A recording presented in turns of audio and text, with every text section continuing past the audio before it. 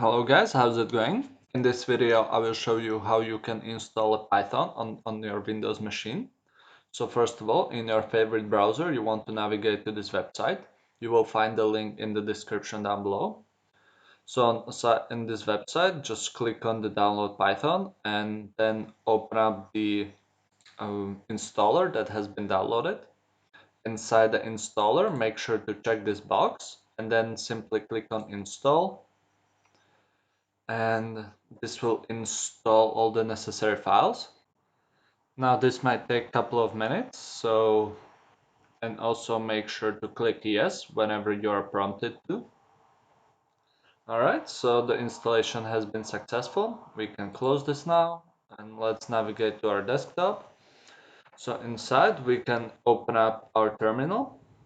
So simply type either terminal or command prompt in the search, and here we can check whether the Python has been installed by typing a Python whitespace dash dash version, and this is going to print out our current version of the Python, so which basically confirms that the installation has been successful.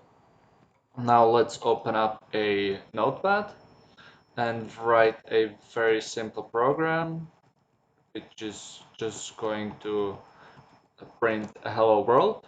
Oh, sorry, we want to make sure to save this file with the .py extension.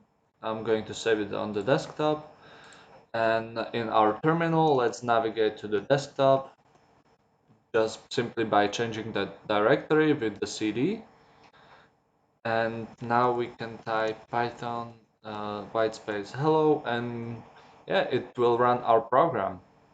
Now, if we want to change something in this program, I don't know, 3 plus 5 plus 3, save the file, and let's rerun the file again, and we can see that we'll execute our program that we have just written. Right, so this is a very simple tutorial on how you can install Python on Windows, and that's pretty much it. So thank you for watching.